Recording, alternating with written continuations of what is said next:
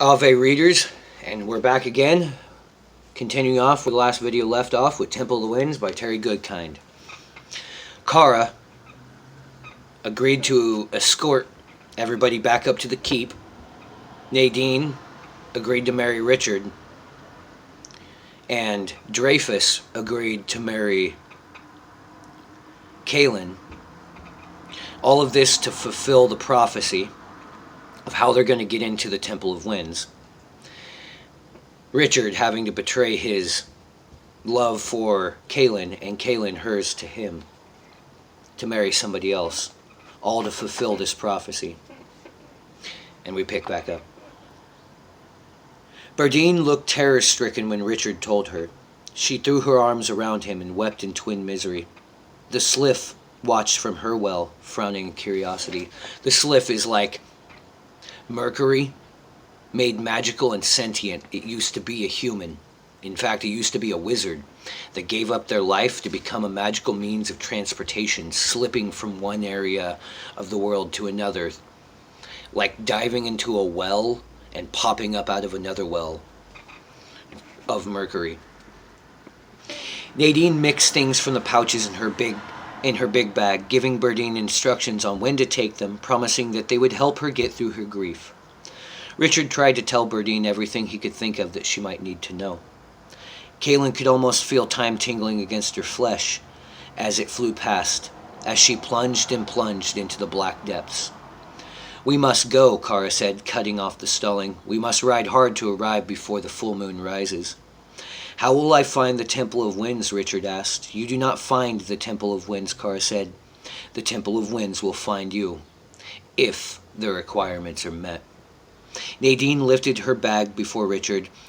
"I can leave this here, then. It's heavy to carry if we're coming back here anyways." "Of course," Richard said, his voice dead monotone. Kaelin was made to walk behind Richard and beside Dreyfus as they returned to the horses.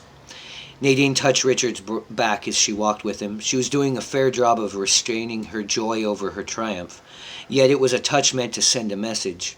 He belonged to her now. At the bottom of the keep road, as they turned away from the city, Kaelin could hear the men at the dead carts calling out for people to bring out their dead. Soon that would all be ended, as the suffering and death of the plague was ended. Only in that did she find any solace. The children, their parents, they would all live. If only it had come in time for Reyna, who had died to the plague. Bardine had said that, but Kaelin knew that the thought... Bardine hadn't said that, but Kaelin knew that the thought was screaming in her head. Richard had ordered all of her guards to remain. When Ulick and Egan had seen the look on their face, they hadn't argued. Only Richard and Nadine, Kaelin and Dreyfus, Kara, the legate, and his 6 wives rode out from Mount Keimermost. Kaelin didn't know of how it was going to work, getting to the Temple of Winds, nor did Richard. She didn't have the slightest curiosity about it. The only thing she could think of was Richard marrying Nadine. Kaelin was sure that Richard could think of nothing but her marrying Dreyfus. As they rode, Dreyfus told stories, trying to keep everyone entertained, trying to lift their spirits. Kaelin didn't hear much of it. She watched Richard's back. Her only need was to be looking when he glanced back at her, as he did from time to time. She could not bear to look at him, yet meeting his eyes was like a hot knife searing into her heart. She took no joy at the mountainous country as they rode into, the green grass, unfurling ferns, and budding trees. The day was warm compared to the weather that had been for spring so far, but the sky brooded with dark clouds. Before the day was out, she expected they would encounter a storm. The Andolians cringed every time their eyes turned up. Kaelin pulled her cloak tighter around herself. She thought about her blue wedding dress back at her home that she had planned to wear when she married Richard.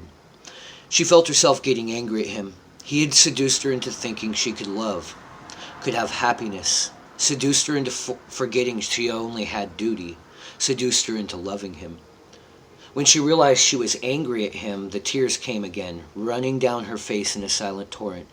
This wasn't just happening to her. It was happening to him too. They shared in this torment.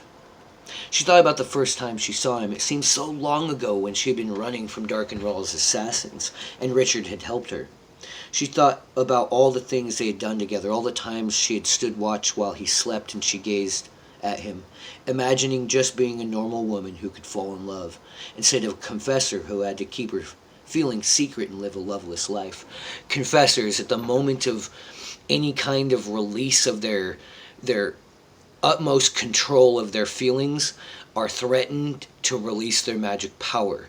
This will overwrite your mind. It will take over your spirit, your body, everything. It will make you bonded to them in a power of basically love. But this is like obsessed type love. They will turn to you, and what their job is to go find the criminals, the worst out there, to make them confess their deeds, and they can't say no. They will love you so much, they will tell you the worst thing, from the first thing they ever did to the last thing, in detail, proudly to please you. And at the end of it, so disgusted at their horror of life that they have led, all you can do is turn to them and say, all I want for you is to die right now. And like that, their heart stops, magically giving up, and they die, confessed and absolved, judged, and everything. Time for the end of this video. Thank you for your patience, gamers and readers. I'll see you here shortly.